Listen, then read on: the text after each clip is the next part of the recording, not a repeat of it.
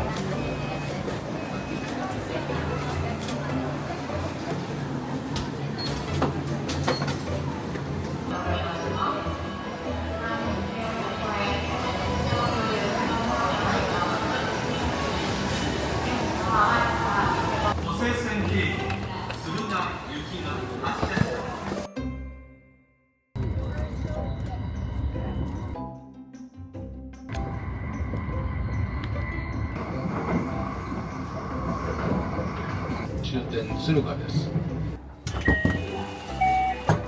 ご乗車ありがとうございました。終着の敦賀です。車内には忘れ物をお楽しみください。お通しください。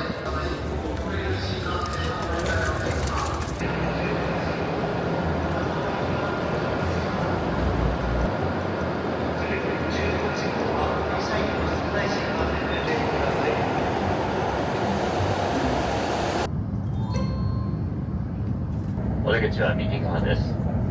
埼玉県全国陸新幹線。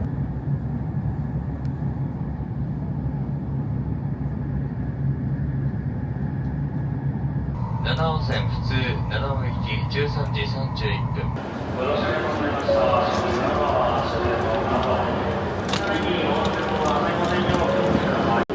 川崎のエレベーターの6号車、エスカレーター7号車、喫煙所9号車付近にございます。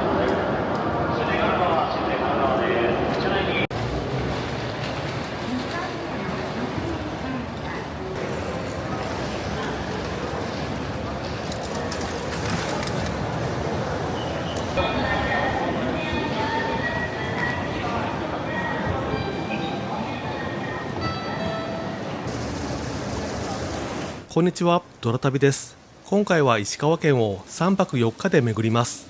ついに当チャンネルも北陸に手を出してしまいました。私たちにとっては人生初の石川県ですね。今回は金沢市内をはじめ、加賀温泉郷にある山中温泉、松尾芭蕉が絶賛していた温泉の中で最も歴史がある温泉宿に宿泊します。さらに小松の町や車で海岸線を走れる有名な砂浜にも行ってきました。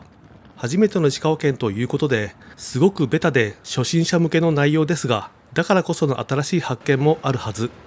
行ってみたいなぁと間違いなく感じていただけると思います。ANA クラウンプラザホテル金沢にチェックインして、金沢といえばここというところに向かいたいと思います。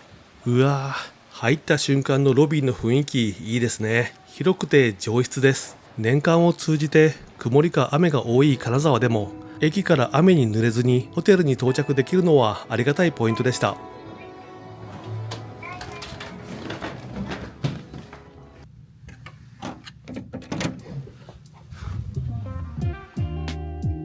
水回りの設備にやや年季はあるものの、部屋はモダンで清潔感がありました。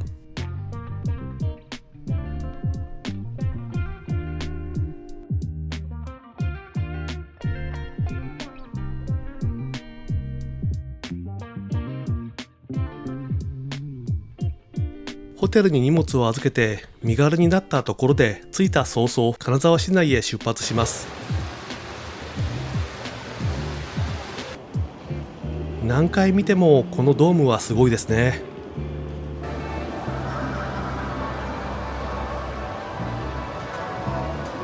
世界で最も美しい駅に日本で唯一選ばれただけあります。そして金沢駅のシンボル、鼓門が見えてきます。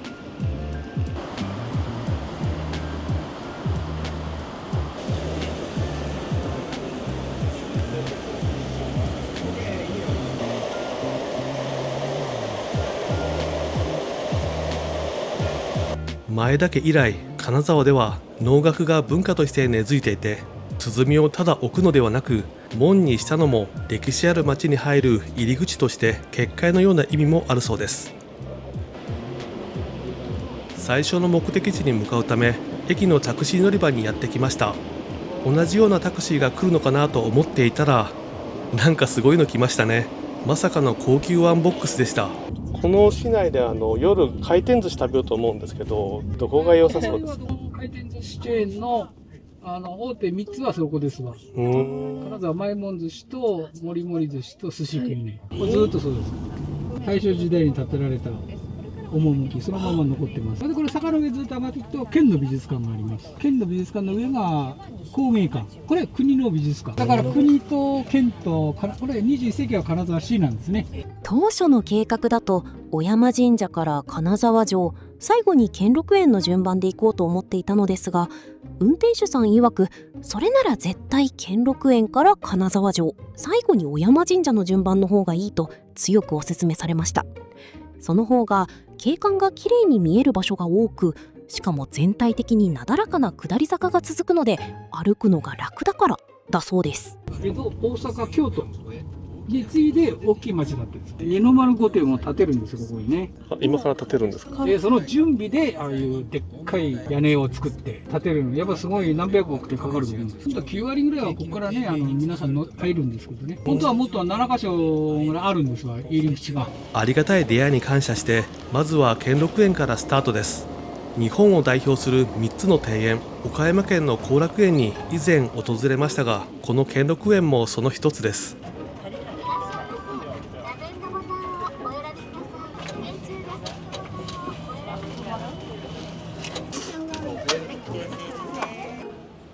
広さで言えば3つの中で小さいのですが、四季折々で美しく、特に春の桜、冬の雪吊りなどは有名ですよね。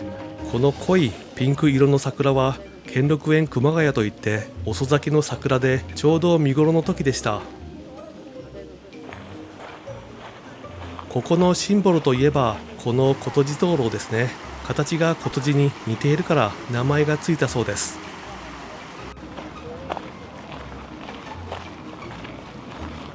ここで兼六園ってそもそも何って思われている方に兼六園のご紹介を簡単に。兼六園は加賀藩歴代藩主が長い年月をかけて築いた日本三名園の一つの回遊式大名庭園。園名は6つの景観を兼ね備えることに由来し、広々とした景観、静けさ、人工美、古さ、水の景観、見晴らしを同時に味わえるのが特徴で、金沢観光ではまずはここを歩くという定番スポットになっています。先ほどの灯籠の反対側にやってきました。目の前の霞ヶ池は園内で最も大きく、この後に見えてくる日本最古の噴水にもつながっています。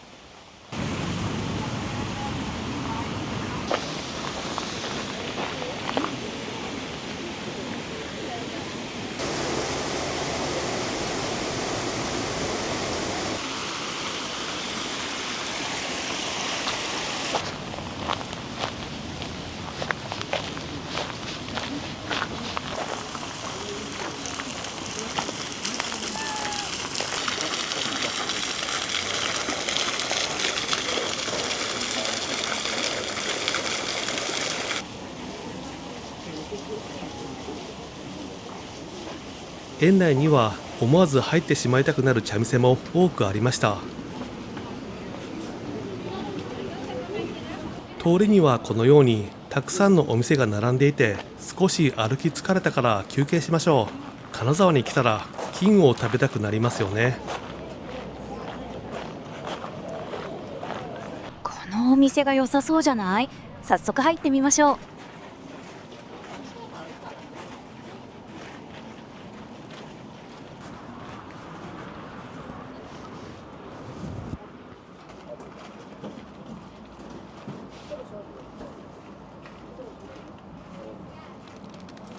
さあ、まずは金箔団子ですね。金沢以外であっても絶対に食べないと思いますが、来たらなぜか欲しくなるものです。味は完璧にみたらし団子、そして黄金に輝く縁起のいいソフト。金箔は味も匂いもなく消化もされませんが、ただただゴージャスな気分を私たちにもたらしてくれました。およそ1時間ほどで回れました。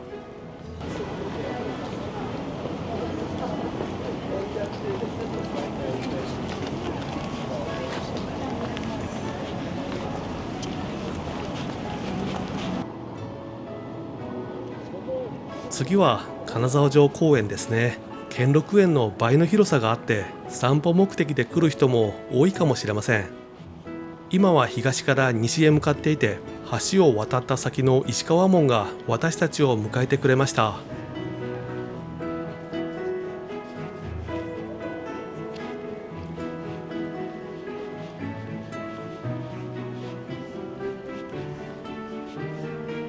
中は気が遠くなりそうなくらい広かったです。広すぎて人が小さく見えますね。目の前に見えている美しい長屋がメイン会場みたいなところで一番の見どころです。唯一入場料がかかりますね。その長屋とか門を間近で見れて休憩できるスペースもありました。中はエアコンが効いてこれは快適。暑かったり寒かったり疲れたらとりあえずここに座りましょう。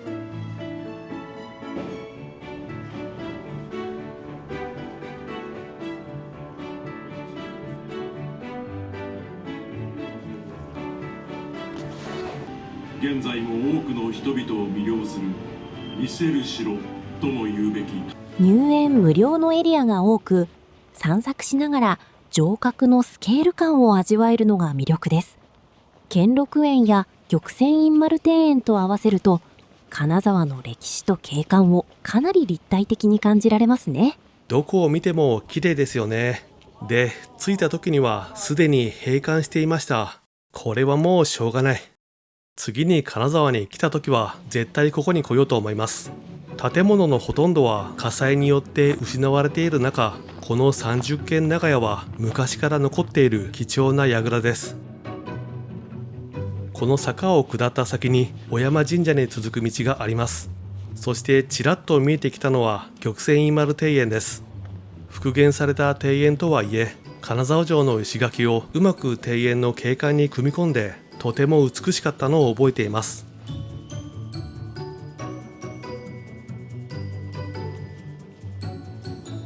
最後のネズミ田門と橋がありますね。兼六園からここまでずっと下り坂で楽に来れました。最後まで綺麗な金沢城公園、二の丸御殿が全部完成したら金沢観光がさらに盛り上がりそうですね。小山神社は前田利家公とお松の方を祀る神社です。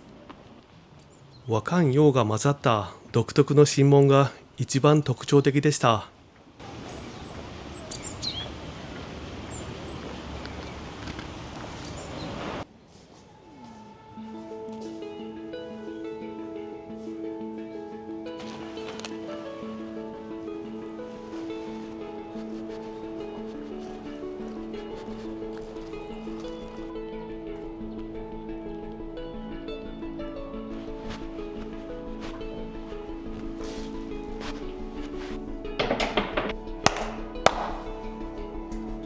御朱印はさすがのうまさで御朱印帳も豊富にありましたね。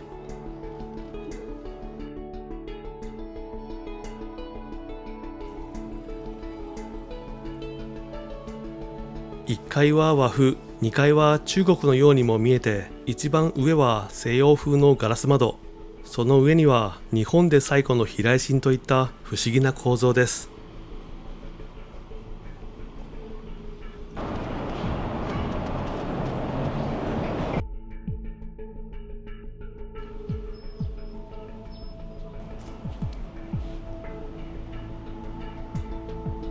ホテルに戻るためにタクシー配車アプリを初めて使ってみました。数分以内に現在地にタクシーが来て、支払いはクレジット。タクシーが来ている様子も地図で表示されます。なんて便利なんだ。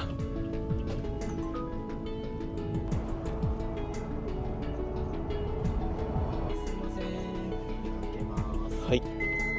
おはい、ありがとうございました。鮮やかなピンク色が特徴の遅咲きの桜、兼六園熊谷が見頃を迎えていて、関係なくても傘を忘れずに持っていきたいですね。はい、ここまで小野さんとお伝えしました。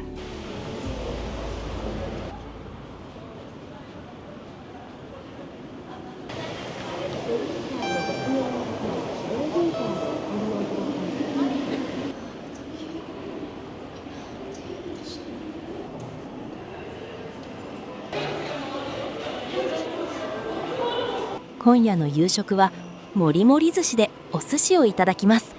席数79席の回らないお寿司でした。思っていた通り順番待ちがありました。順番待ちがあっても入り口で QR コード付きのチケットを発見すれば近くを散策してても大丈夫なんです。スマホで読み込んでおけば順番が近くなった時に教えてくれるシステム。これ本当に便利ですよね。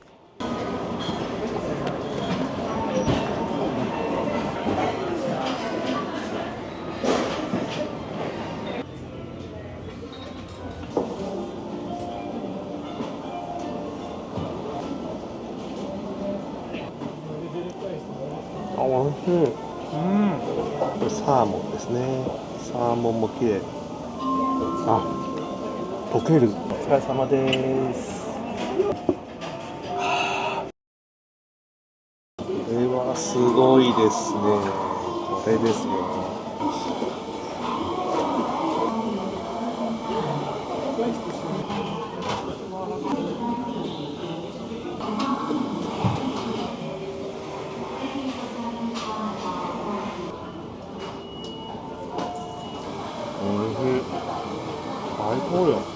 美味でした。石川県の魚も本当美味しいですね。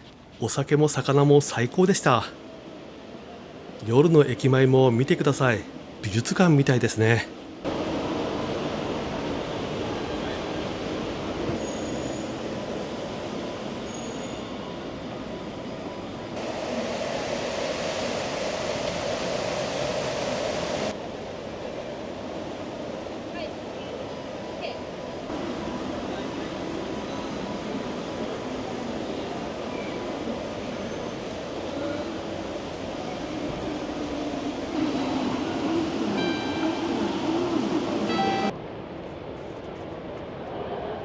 まだ半日しか経っていませんが、随分と濃い内容の初日でした。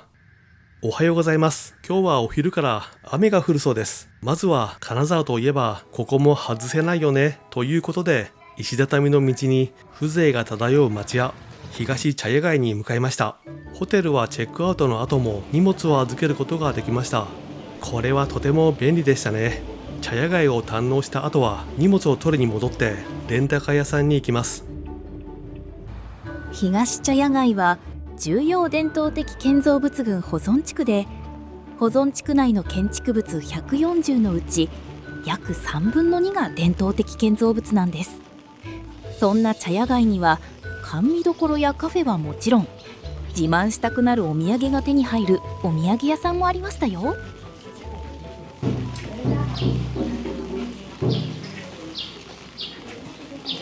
雨に濡れた石畳、出格子の街並み、ガイドブックでよく見た場所についに来ましたよ。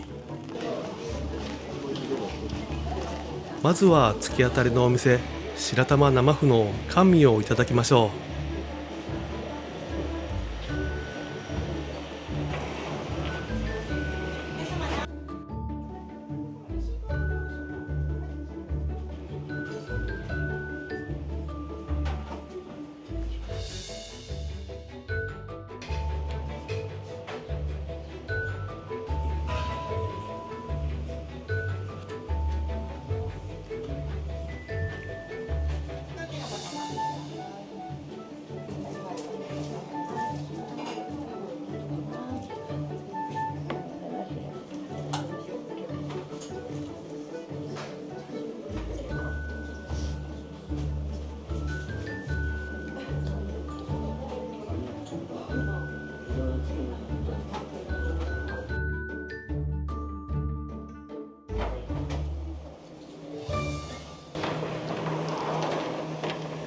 美味でした。先ほどの通りから一本北に入ったところにお茶や美術館がありました。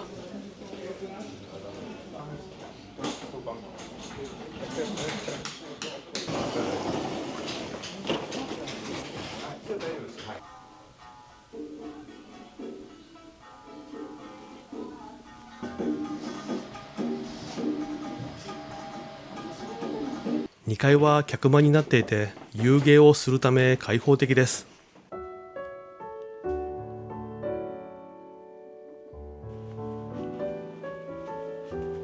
座敷の壁が特徴的で朱色や鮮やかな群青色に塗られていました。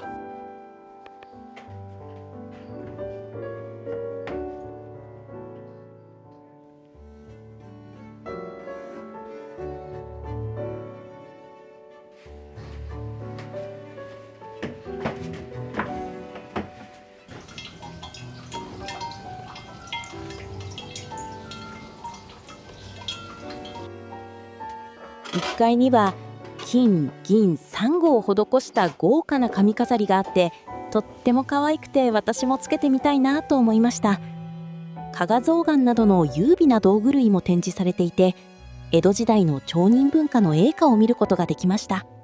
お茶屋はお料理やお酒などを提供して遊園をしていただくための座敷を提供する場所で、料金は後日後払いだったんです。たとえ紹介だったとしても一元さんお断りの特別な人しか来れない場所だったんですね。その先には森八茶寮があります。加賀藩御用の文字が眩しいカフェです。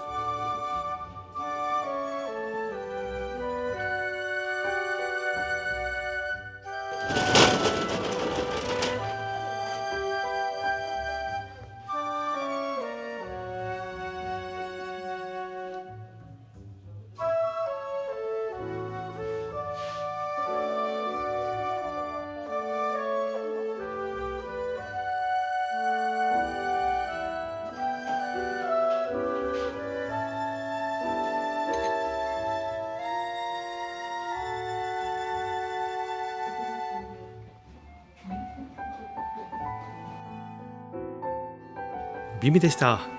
江戸時代の金沢城下町の様子がわかる古い地図がありました。中はこんな感じで当時からほとんど変わっていないことがわかります。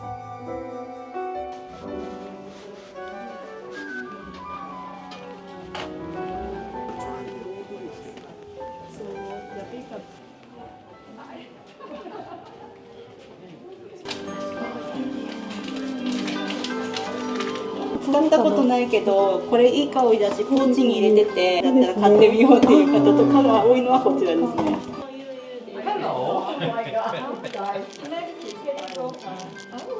うわあ、取れる。すごい匂いがする。これとかも今わかりやすく金箔書いてます。こんな感じです。あ、本当だ。香りもないですし金箔も入ってない代わりに1冊枚数が多くてお得。2つ実は30枚入ってて5冊のセットなので、自分用にいい油取り紙使いたいっていうそういう方はこれ選ばれます。この状態で京都とかに昔江戸の頃とか職人が卸しに行ってたんですけど、その間の使い古した紙を馴染みの芸妓さんに気に入ってもらおうと思ってお渡ししてたらしいです。金箔こうやって残るんで、それが始まりだったんですね。それが芸妓さんの中ででもこの紙すごい油よく取れるわって。今も昔も綺麗になりたいっていう女性の熱量とトレンドの速さは変わらないんですね。最後にやってきたのが茶房柳庵です。築200年以上の茶屋の2階にあって、ゆったりとした席と窓からは柳の木が見える風情のあるカフェでした。このまま上がって大丈夫ですか？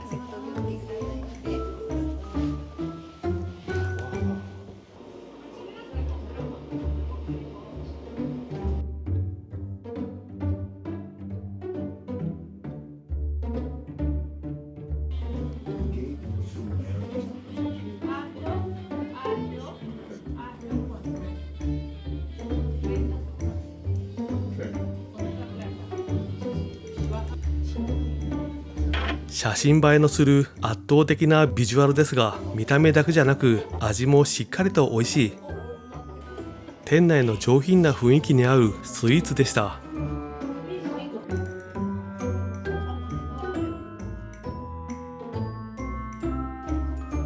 酸味少なめで深いコクがありました。食事だけじゃなく店内の廊下も金箔が敷き詰められています。ゆったりと過ごせた素敵なカフェでした。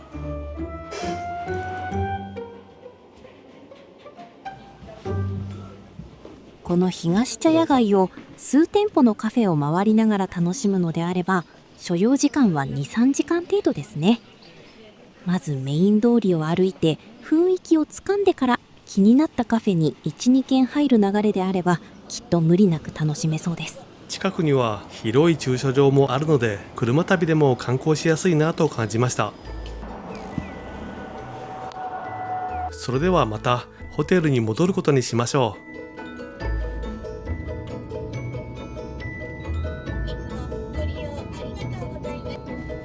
レンタカーはホテルの向かいにありますが、雨が降っていたので地下から行こうと思います。金沢に来て思ったのが、いかに雨に濡れないように移動するかのテーマが街全体にある気がしますね。エスカレーターの近くでは危ないですから遊ばないようにしましょう。言われてみれば駅の大きなもてなしドームもこの便利な地下通路もそう、年間を通じて雨や雪が多い金沢だからこそ、訪れる人を濡らさないための優しさが街のインフラとして静かに溶け込んでいるんですね。今回お世話になったのはこちらのスカイレンタカー。約3日間お借りしました。は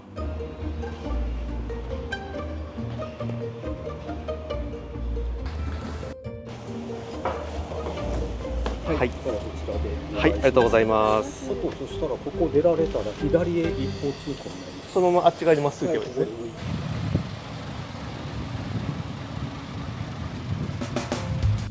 早速乗り込んで出発。若干エンジンが騒がしいですが、車内は広く見晴らしもいいですね。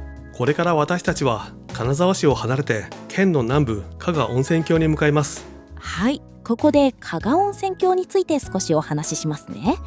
加賀温泉郷は石川県加賀市、小松市にまたがる温泉地の総称で、主には山中温泉、山代温泉、片山津温泉、淡津温泉の4つからなります。今回私たちは大自然の新緑豊かな山中温泉を選びました。でも初めてなら温泉街歩きが楽しめる山代温泉が一番バランスよくおすすめとも言われているみたいです。少し寄り道しましょう。石川県といえば九谷焼が有名です。この九谷満月は九谷焼専門店で、普段使いの器から人間国宝の作品まで幅広く揃っていました。色鮮やかな器ばかりですね。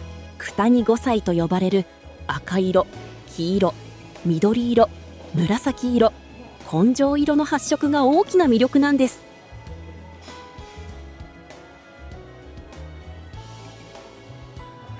これにしました。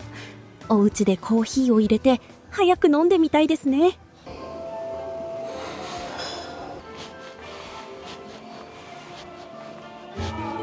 次回は山中温泉で最も歴史がある老舗の温泉宿、創業800年の歴史があって渓流の瀬音を聞きながら入るお風呂、絶品の加賀懐石、思わずこのお値段でいいんですかと聞きたくなる宿泊費用で大満足の温泉宿でした。